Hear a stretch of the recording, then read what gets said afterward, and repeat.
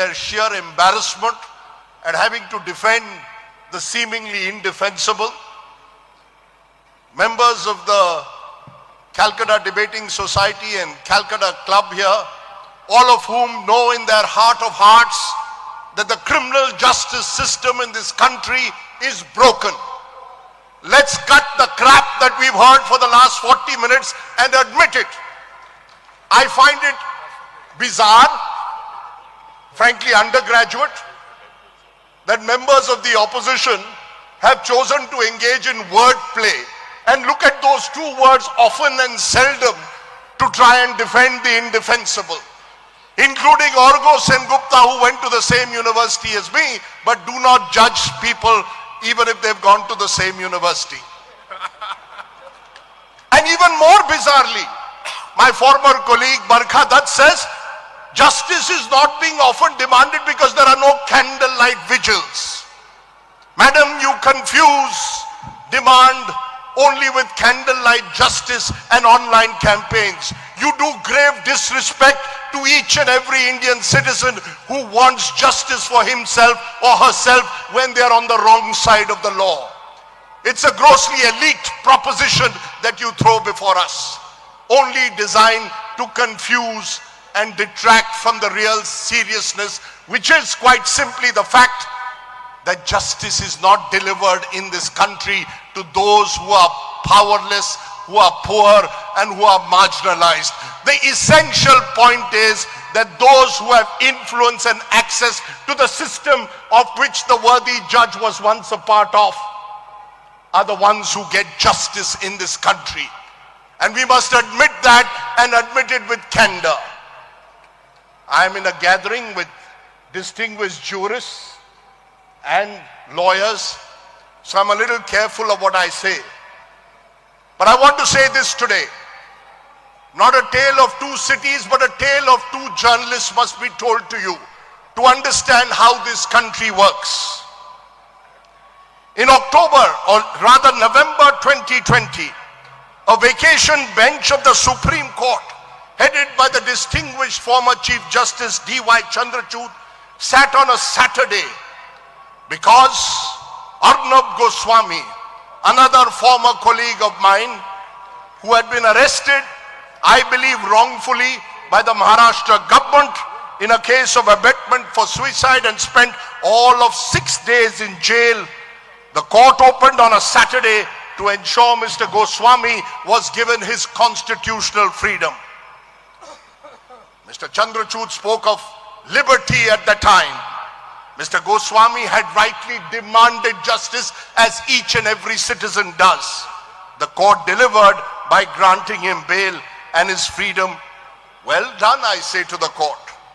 But then turned to the case of another journalist, Siddiq Kappan, arrested a month earlier in October 2020 while he was on his way to Hathras to report on the gang rape and death of a 19-year-old Dalit girl.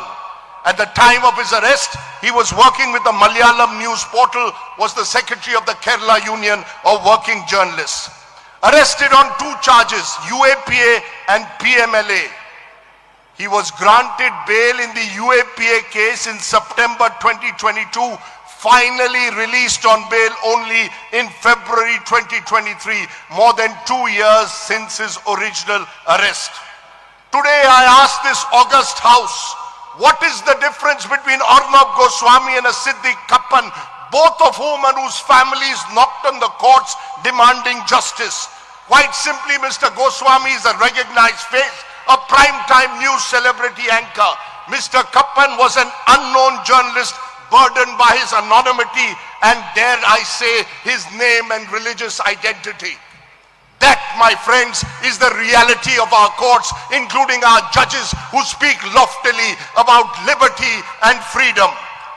Today I ask you, my friends, what is the justice being delivered to Kashmiris arrested under the Public Safety Act, a draconian preventive detention law under which people can be arrested and kept in jail for 2 years without trial or charges?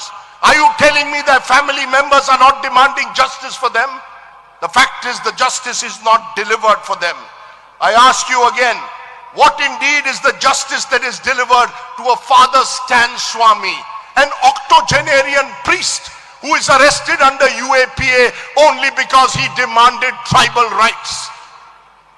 And what is the delivery of justice in his case when the old man is denied a straw sipper by the courts and denied a straw sipper as an 82-year-old who eventually dies in custody? And contrast him with the Subroto Roy Sahara, who's given special facilities in Tihar jail, Wi-Fi and whatever else he needs.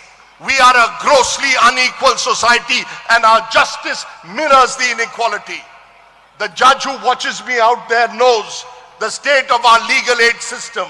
He knows how many lawyers actually will appear pro bono for those who are denied access to justice. And that, my friends, is the reality of the topic we are confronted with today. Each and every one of us demands justice for victims. You don't need a candlelight vigil to demand justice. You need a heart and a conscience that believes in the Constitution our founding fathers and mothers gave us. And if you do, then you want equal access to justice above all else. But the fact is, there is an entry barrier. And that entry barrier is what you must focus on when you say justice is seldom delivered. The great Martin Luther King, for example, said, "Justice denied anywhere diminishes justice everywhere." I want to give you a case today, which I believe should settle this argument once and for all. It's the argument and the case, the particularly poignant case of poet and Delhi University professor G.N. Sai Baba. He was dubbed a Naxal sympathizer. He spent 8.5 years in jail, much of it in solitary confinement. In October 2022, he was acquitted by the Bombay High Court, and yet quite extraordinarily, a special sitting of the Supreme Court was called on a Saturday to reverse the acquittal and stay the High Court order. Was G.N. Sai Baba a professor who's 90% disabled? 90% disabled, such a grave risk to society that the court was unwilling to even wait till Monday to hear the matter, that there was such great urgency to send him back to jail. G.N. Sai Baba, my friends, died last year. The years in jail had taken a heavy toll on his body. Is anyone in the opposition or anyone in this audience telling me that his family did not demand justice?